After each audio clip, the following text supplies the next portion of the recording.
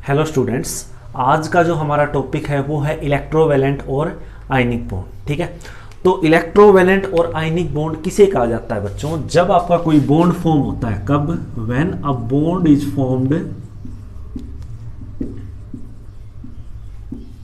Bye the transference यानी transfer of electrons from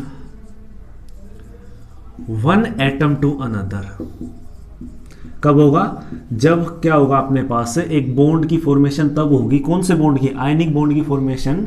जब क्या होगा, हमारे पास एक एटम से दूसरे एटम के अंदर किसका ट्रांसफर हो रहा हो? इलेक्ट्रॉन्स का। टू कंप्लीट इट्स ऑक्टेट और ड्यूप्लेट। ड्यूप्लेट किसके केस में होता है बच्चों? हीलियम के केस में। बाकी सभी के केस में क्या आएगा हमारे पास? ऑक्टेट कंप्लीट होगा। ठीक है, और ऑक्टेट कंप्लीट या ड्यूप्लेट कंप्लीट होते ही वो क्या एक्वायर करेगा बच्चों? It acquires the stable Nobel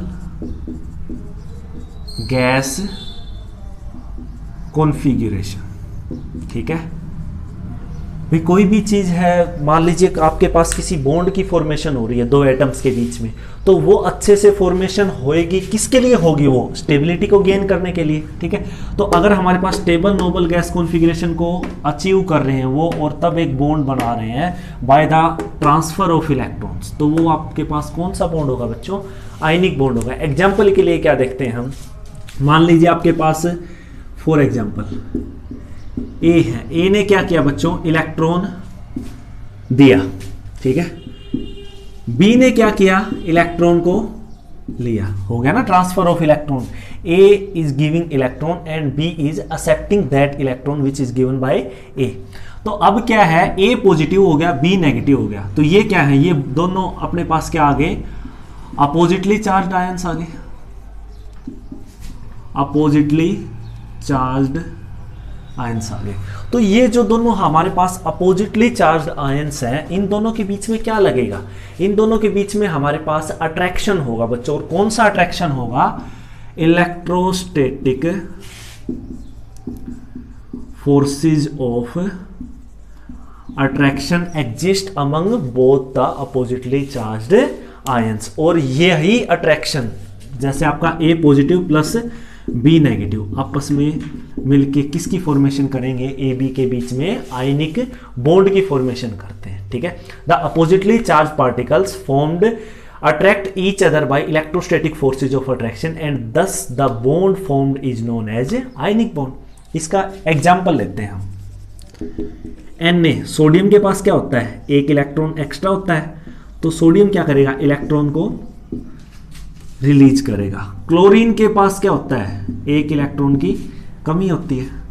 chlorine क्या करता है? उसी इलेक्ट्रॉन को एक्सेप्ट करता है और किसकी फॉर्मेशन करता है? Cl नेगेटिव की। अब Na positive plus Cl negative, इन दोनों के बीच में कौन सी फोर्सेज ऑफ अट्रैक्शन लगेंगी? इलेक्ट्रोस्टैटिक फोर्सेज ऑफ अट्रैक्शन लगेंगी। और यहां से हमें क्या मिलेगा? एक आयनिक बॉन्ड की हेल्प से एक आयनिक कंपाउंड मिल जाएगा, that will be known as NaCl। ठीक है, अब बात करते हैं हम इलेक्ट्रोवैलेंसी की। इलेक्ट्रोवैलेंसी क्या होता है बच्चों? देखिए, आपका जो बॉन्ड है हमारे पास, जो इलेक्ट्रोवैलेंट बॉन्ड बना है, उस टाइम पे कितने नंबर ऑफ इलेक्ट्रॉन लॉस्ट हुए हैं या कितने नंबर ऑफ इलेक्ट्रॉन गेन हुए हैं? आई am saying that the number of electrons lost और gained during the formation of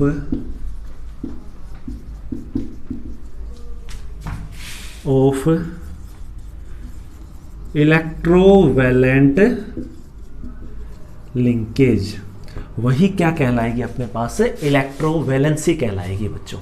ठीक है, तो इलेक्ट्रोवैलेंसी का ही पता। इधर इलेक्ट्रोवैलेंसी कितनी है? एक इलेक्ट्रॉन है। ठीक है भाई, एक ही इलेक्ट्रॉन लूज हुआ है, एक ही इलेक्ट्रॉन को आगे क्या किया गया है? गेन किया गया है। ठीक है, तो अब देखते हैं बच्चों इसके factor governing the formation of ionic bond. भाई, इसको कौन कौन से फैक्टर अफेक्ट करेंगे?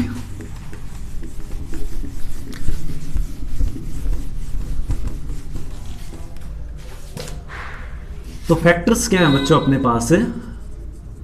जो कि किसको अफेक्ट करेंगे, आयनिक बॉन्ड को। सबसे पहला फैक्टर आता है बच्चों हमारे पास है आयोनाइजेशन एंथैल्पी। देखिए मान लीजिए आपके पास किसी एलिमेंट के लिए आयोनाइजेशन एनर्जी लेस है, I am saying that lesser the ionization energy. तो आयोनाइजेशन एनर्जी होती क्या है, the amount of energy required to lose the electron. भाई अगर किसी एलिमेंट के अंदर से इलेक्ट्रॉन को निकालने के लिए अगर एनर्जी हमें लेस चाहिए तो क्या होगा, वहां से ईजियर हो जाएगा ना। क्या ईजियर होगा, रिमूवल ऑफ इलेक्ट्रॉन ईजियर हो जाएगा। ठीक है, तो रिमूवल ऑफ इलेक्ट्रॉन ईजियर हो जाएगा तो हमारे पास जो फॉर्मेशन ऑफ आयनिक बॉन्ड के जो चांसेस हैं वो क्या हो जाएंगे, बढ़ जाएंगे। Formation of ionic bond, chances of formation of ionic bond increases. ठीक है, जैसे सोडियम की बात करते हैं, सोडियम की आयनाइजेशन एनर्जी कम होती है, लगभग 453 किलो जूल पर मोल के आसपास होती है बच्चों आपकी। ठीक है, तो क्या होगा, यहाँ से आपका Na gives Na positive plus electron आ जाएगा।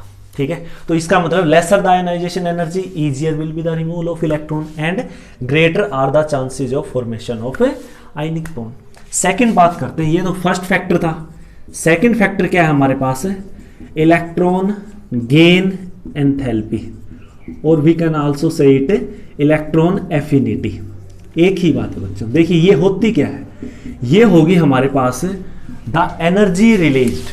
ठीक है, ये आपके पास वो वाली एनर्जी होगी जब आपका एक एक्स्ट्रा इलेक्ट्रॉन ऐड किया जाता है किसी आइसोलेटेड एटम के अंदर। ठीक है, अगर आप किसी आइसोलेटेड एटम के अंदर इलेक्ट्रॉन को ऐड करते हैं, ठीक है, क्लोरीन है आपका आइसोलेटेड एटम, इसके अंदर आप इलेक्ट्रॉन को ऐड करते हैं तो यहां से क्या आएगा, Cl नेगेटिव। इस टाइम पे जो आपकी एनर्जी बाहर निकलेगी, नेगेटिव का मीन्स क्या है, यहां से एनर्जी रिलीज हो रही है। ठीक है, तो जितनी एनर्जी आपकी यहां से बाहर निकलेगी उतनी ही ज्यादा क्या होगी, रिलीज होगी। ठीक है, उतना ही क्या होगा हमारे पास, हायर इलेक्ट्रॉन एफिनिटी हो जाएगी उसकी। ठीक है, और हायर इलेक्ट्रॉन एफिनिटी होने की वजह से क्या होगा हमारे पास, more is the energy released. तो जो नेगेटिव आयन हमारे पास प्रोड्यूस हुआ है दैट विल बी स्टेबल। ठीक है, तो ये क्या होगा हमारे पास, stable negative ion, stable anion produce होगा हमारे पास। ठीक है, और अगर ये स्टेबल है तो हमारे पास यहां भी क्या हो रहे हैं, आयनिक बॉन्ड बनने के जो चांसेस हैं वो इंक्रीज हो रहे हैं। ठीक है, थर्ड आता है हमारे पास लैटिस एंथैल्पी। बच्चों लैटिस एंथैल्पी भी क्या है हमारे पास, the energy released when number of positive and negative ions combine to form 1 mole of ionic compound. ये भी क्या है हमारे पास, एनर्जी रिलीज्ड वाली ही लेंगे हम। ठीक है, energy released when number of positive and negative ions attract to form ionic compound. ठीक है, सीधी सी बात है बच्चों, अगर आपके कंपाउंड की जो एनर्जी है अगर वो ज्यादा रही, ठीक है, जहां ज्यादा एनर्जी होती है वहां स्टेबिलिटी क्या होती है अपने पास, लेस हो जाती है। ठीक है, तो इसीलिए क्या कह रहे हैं, द एनर्जी रिलीज्ड।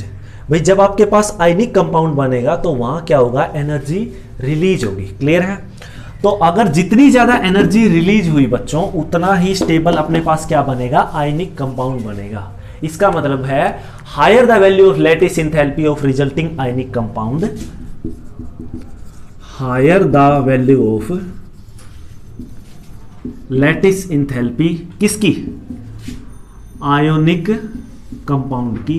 तो जितनी ज्यादा आपके पास क्या होगी, लैटिस एंथैल्पी होगी, उतना ही क्या होगा आपके पास जो कंपाउंड फॉर्म हुआ आयनिक कंपाउंड वो उतना ही ज्यादा क्या हो जाएगा बच्चों, स्टेबल हो जाएगा, ग्रेटर द स्टेबिलिटी। क्लियर, तो ये है हमारे पास। अब बात करते हैं हम चार्ज की, आयंस के ऊपर चार्ज की, चार्ज ऑन आयंस। देखिए बच्चों आयंस के चार्ज की बात जब भी आती है तो हम क्या देखेंगे कि अपने पास आयन के ऊपर जितना ज्यादा चार्ज होगा उतने ही क्या होंगे हमारे पास, ग्रेटर होंगी फोर्सेज ऑफ अट्रैक्शन, और उतनी ही क्या होगी, larger amount of energy release होगी। अगर आपके पास क्या है, larger the charge on ion, भाई अगर आयन के ऊपर आपका चार्ज क्या है, बड़ा है, तो क्या होगा आपके पास, लार्जर द अट्रैक्शन। ठीक है, जो आयंस आपके उनके अंदर क्या होगा, फोर्सेज ऑफ अट्रैक्शन ज्यादा होंगी और उतनी ही ज्यादा क्या होगी, larger the amount of energy released. जो एनर्जी रिलीज होगी वो भी अपने पास क्या मिलेगी बच्चों, उतनी ही ज्यादा मिलेगी। एक और देखते हैं हम, साइज ऑफ आयन। देखिए अगर चार्ज ज्यादा है किसी के ऊपर, एक तो है Cl नेगेटिव, सॉरी एक तो है आपके पास +1 में जो चार्ज आता है ना ऊपर, E के ऊपर लगा लीजिए E+1, एक है E+2, एक है E+3। तो जितना ज्यादा चार्ज होगा वो उतना ही क्या होगा, छोटा होता जाएगा अपने पास। ठीक है, तो जो स्मॉलर साइज के जो आयंस हैं उनके बीच में क्या होगा अपने पास, small size ions have larger attraction. ठीक है बच्चों, और स्मॉल साइज के आयंस के बीच अगर लार्जर अट्रैक्शन है तो लार्जर अट्रैक्शन होने की वजह से हमारे पास क्या हो जाएगा, उतनी ही ज्यादा अमाउंट ऑफ एनर्जी रिलीज होगी और जो हमारा आयनिक कंपाउंड यहां फॉर्म होगा ना बच्चों वो क्या होगा हमारे पास, स्टेबल होगा। ठीक है, अब बात करते हैं हम इसके कुछ एक कैरेक्टरिस्टिक्स देखते हैं हम जो कि आयनिक कंपाउंड के हैं। देखिए सबसे पहले तो क्या है, जो आयनिक कंपाउंड्स होंगे वो कैसे बन रहे हैं बच्चों, strong electrostatic forces of attraction से बन रहे हैं। ठीक है, तो इसके कैरेक्टरिस्टिक्स की बात करते हैं। तो strong electrostatic forces of attraction से अगर ये फॉर्म हो रहे हैं हमारे पास, तो ionic compounds are exist as solids not as molecules. ठीक है ना, मॉलिक्यूल्स की फॉर्म में हमें नहीं मिलेंगे, तो ये कैसे मिलेंगे, सिर्फ हमें ionic compound exist as solid. तो नेक्स्ट है हमारे पास आयनिक कंपाउंड का मेल्टिंग पॉइंट और बॉइलिंग पॉइंट क्या होगा। Ionic compounds have high melting point and boiling point. क्यों बच्चों, क्योंकि इनके बीच में क्या है हमारे पास, लार्जर फोर्सेज ऑफ अट्रैक्शन है, जिसकी वजह से आपके जो आयंस है आपस में क्या है, टाइटली हेल्ड है एक दूसरे के साथ। ठीक है, नेक्स्ट है आपके पास जो आयनिक कंपाउंड्स होंगे वो क्या होंगे, ionic compounds are soluble in water. Water के अंदर सोल्यूबल क्यों होंगे बच्चों, ये वाटर के अंदर सोल्यूबल हमारे पास इसीलिए होंगे क्योंकि हमारे पास क्या है, ये प्लस और माइनस में एग्जिस्ट करते हैं। आयंस है ना, एक प्लस होगा एक माइनस, जैसे NaCl में Na पॉजिटिव Cl नेगेटिव, तो वाटर भी क्या है, पोलर होता है हमारे पास। ठीक है, तो इसीलिए आयनिक कंपाउंड्स आपके पोलर कंपाउंड भी होते हैं और ये किसके अंदर सोल्यूबल होंगे, आपके पोलर सॉल्वेंट के अंदर ही सोल्यूबल होंगे। ठीक है, तो नेक्स्ट है हमारे पास इसका एक और, ये क्या होंगे, आयंस प्रेजेंट होने की वजह से क्या मिलेंगे आपको, गुड कंडक्टर ऑफ इलेक्ट्रिसिटी। ठीक है, तो ये हमारे पास क्या होंगे, गुड कंडक्टर होंगे इलेक्ट्रिसिटी के। ठीक है बच्चों, तो ये था हमारा आयनिक बॉन्ड का टॉपिक। अब एक और है, छोटा सा टॉपिक और करते हैं हम, कोवेलेंट बॉन्ड का। प्रीवियस वीडियो में मैंने आपको कोवेलेंट बॉन्ड, आयनिक बॉन्ड, इनका आइडिया दे दिया था बच्चों रफली। कोवेलेंट बॉन्ड बोल दे चाहे लेविस लैंगम्यूयर कंसेप्ट बोल दे, ये जो शेयरिंग ऑफ इलेक्ट्रॉन से जो बॉन्ड बनता है, ये किस किस ने दिया था ये वाला कंसेप्ट, लेविस एंड लैंगम्यूयर ने दिया था। ठीक है, तो वो तो हमारे पास जो आयनिक बॉन्ड था बच्चों वो कैसे फॉर्म हुआ था, by the transfer of electron from one atom to another. अब ये वाला जो बॉन्ड फॉर्म होगा ये कैसे फॉर्म होगा हमारे पास, this bond is formed between the two atoms by mutual sharing of electrons. ठीक है, तो ये जो बॉन्ड फॉर्म होगा बच्चों आपका between two atoms by mutual sharing of electrons so as to complete their octet to achieve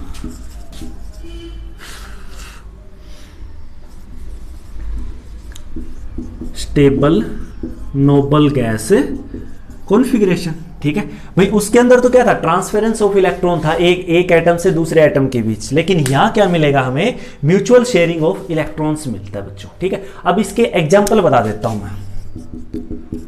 Cl2 HCl, कैसे, देखिए Cl के ऊपर क्या होते हैं, वैलेंस शेल में 7 होते हैं। ठीक है, इधर इस Cl के ऊपर भी क्या होंगे आपके 7 इलेक्ट्रॉन्स होंगे। ठीक है, अब क्या होगा, ये दोनों आपस में क्या करेंगे, शेयर कर लेंगे। इसने अपना इसके साथ शेयर कर लिया और इसने अपना इसके साथ शेयर कर लिया, तो यहां से किसकी फॉर्मेशन होगी, Cl। अब आप चेक कर लीजिए, 1 2 3 4 5 6 7 8 इसके कंप्लीट हो गए, इसके चेक कीजिए 1 2 3 4 5 6 7 8। ठीक है, तो ये क्या करेंगे, अचीव करेंगे स्टेबल नोबल गैस कॉन्फ़िगरेशन को। और जो mutual sharing of electrons between atom से जो बॉन्ड बनेगा आपका, वो क्या कहलाएगा, कोवेलेंट बॉन्ड कहलाएगा बच्चों। ठीक है, मैं एक और एग्जांपल दे देता हूं। HCl का भी ऐसे ही है, और H2O का, ऑक्सीजन प्लस H, ऑक्सीजन के अंदर कितने होंगे आपके 6 होंगे बच्चों। ठीक है, ऑक्सीजन के अंदर कितने इलेक्ट्रॉन्स होते हैं आपके, 6 इलेक्ट्रॉन्स ऑक्सीजन के अंदर होते हैं, वैलेंस इलेक्ट्रॉन्स। एक हाइड्रोजन के अंदर होता है और एक ही दूसरे हाइड्रोजन के अंदर होगा आपका। ठीक है, अब देखते हैं हम, हाइड्रोजन के पास एक है, ऑक्सीजन के पास 1 2 3 4 5 6 और दूसरे हाइड्रोजन के पास भी एक है। तो क्या बनेगा बच्चों आपका, वही सेम,